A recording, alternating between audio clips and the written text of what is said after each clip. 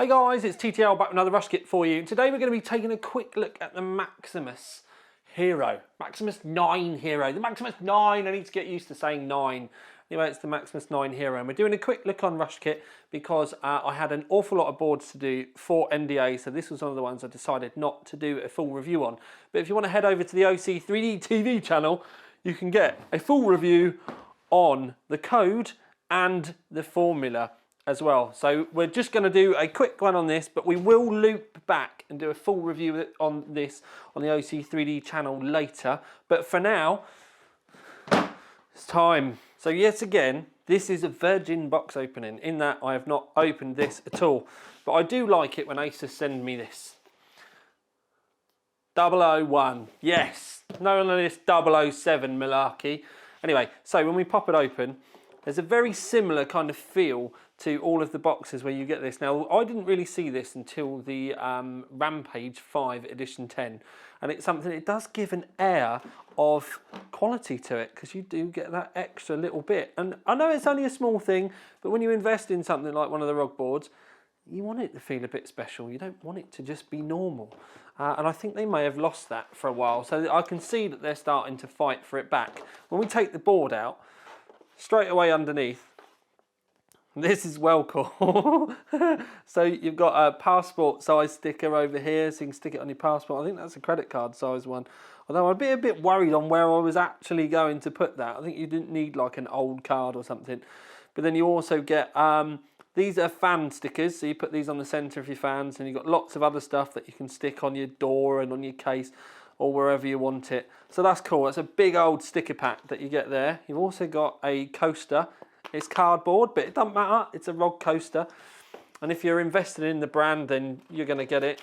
In here, you've got your manual, your driver disc. Oh, there's other stuff inside. See, this is why I have to do this. So these are, I believe, yeah, look, ROG cable labels. Obviously, it doesn't matter what cable, but you could make it your power cables. It could be your SATA cables. It's just so that you know with the colours, and it's gear up. Oh, this is a 20% off coupon for cable mods. You get that with all the ROG boards now. I like cable mod stuff. So that's all of the stuff that you get in there. I had to make sure I didn't show you my 20% off cable mod thingy. Right, so when we pop underneath, we pull the cardboard out, and then we have a total of, oh no, that's an extension. So we've got 4 SATA cables.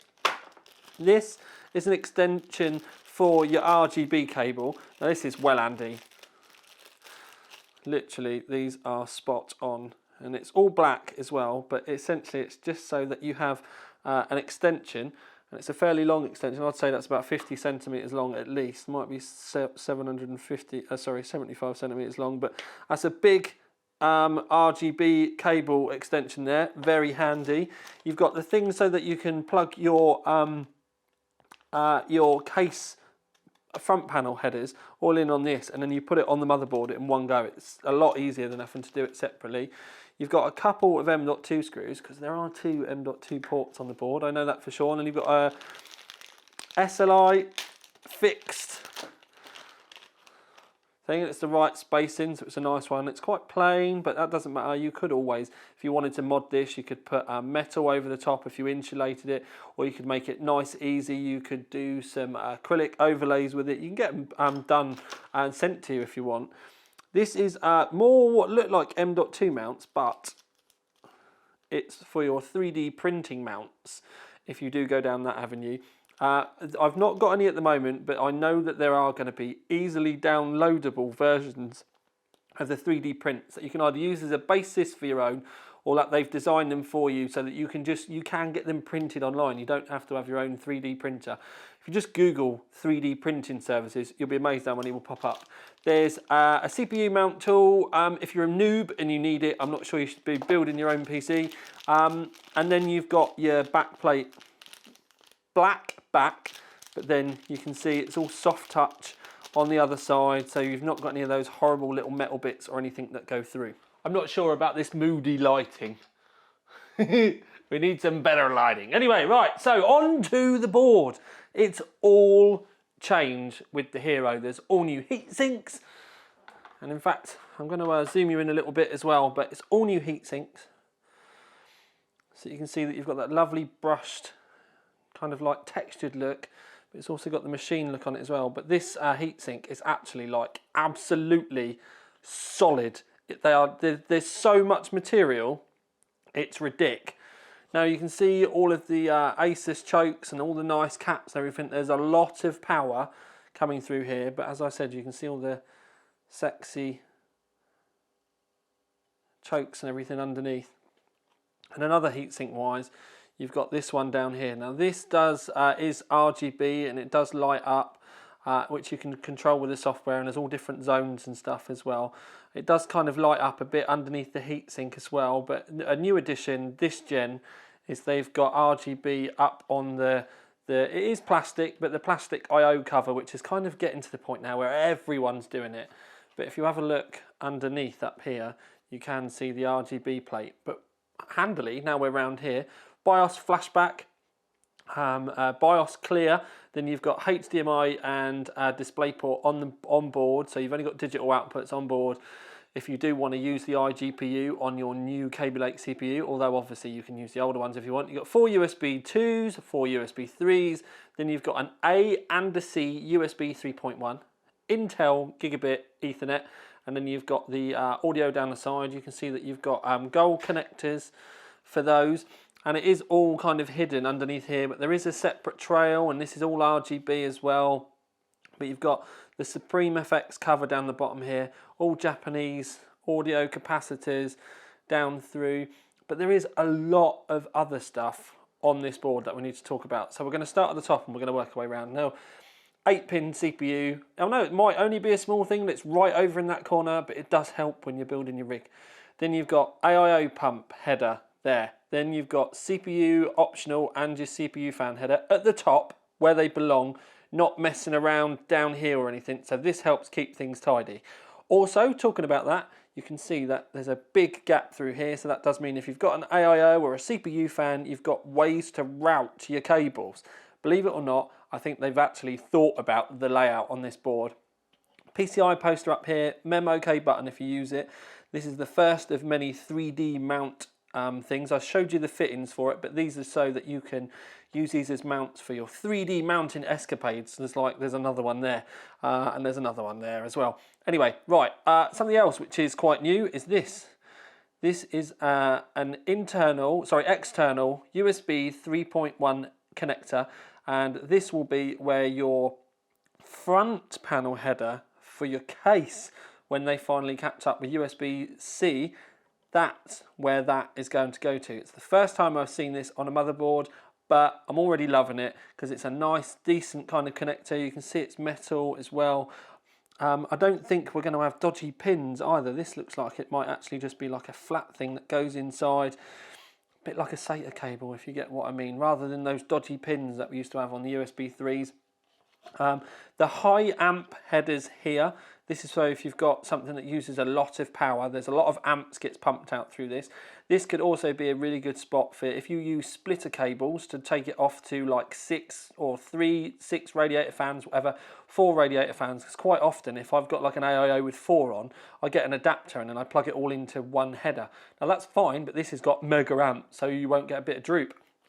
Then you've got 6 SATAs around the side. I'm so glad to see that the SATA Express has gone. Then when we come down here, we've got chassis fan 2, and then you've got a water pump header here. So you've got a water pump header there, but you've got an AIO pump header up there. So you've got 2. This is epic. Then you've got the external fan header there for if you use the you've got like an external card that you can buy.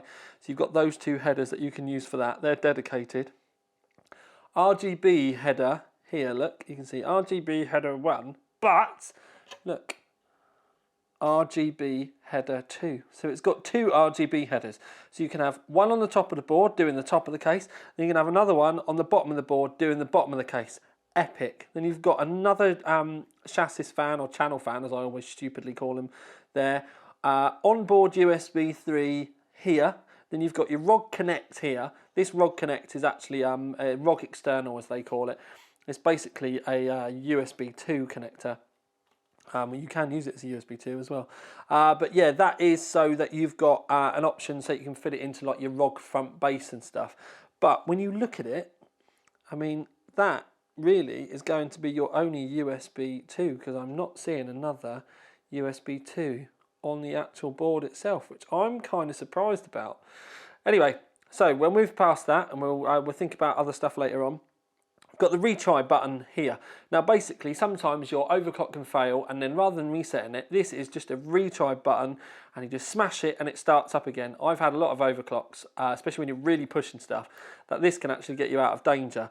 Anyway, safe boot, this basically goes back to a saved set of settings. So if you go in and manually set your voltage and all that kind of stuff, and you know that's your safe overclock, you can save that profile, and then when you hit that button, that takes you to that saved profile. Brilliant. And then you've got a normal reset and a nice big meaty clicky, hang on, let me get my camera in, ready, clicky power switch. You've got decent spacing for your graphics cards as well, because if you think about, you've got a two thin graphics card, you've got a nice gap in between rather than being too sandwiched. If I put the board down, one of the things I do need to say as well is these two graphics lanes, PCI Express lanes. If you run one, you get 16 in from the CPU. If you run two graphics cards, then you've still only got 16 lanes from the CPU, and they share them. This one actually takes 4 lanes, but that comes from the chipset. This one, and this one also takes them from the chipset. This one here is your M.2 number 1. This also takes its 4 lanes from the chipset. If you were to run this one either on its own or as well as the bottom one, it will actually share bandwidth with SATA 5 and 6. So if you run two M.2s, or you want to put your M.2 in this one, I would advise not using SATA 5 and 6, because there's not quite enough everywhere for you to be able to get, you know, all of the available bandwidth that you would require. Because one of these needs 4 PCI Express 3 lanes. You've only got 20 in total on the chipset to do everything. And by everything, I mean that's your SATAs, your USB 3, everything. So essentially, you've just got that share option. That isn't an Asus thing, that's a normal Intel thing. And I just wanted to kind of get that, you know, out the way for you. But, so, chunky heat sinks. We've got some nice design around the CPU socket area as well. It's kind of, it's a grey, kind of dark grey look to it, but I do really like it. RGB, I'm actually really looking forward to seeing how this reviews when we do get round to it.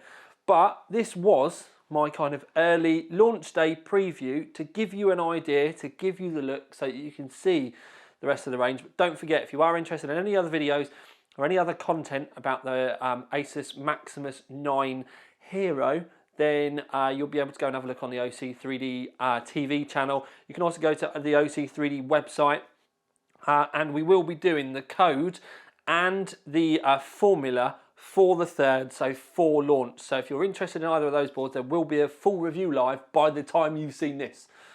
Right, that's enough. Thank you very much. This is Tiny Tom Logan with another video for you. Out.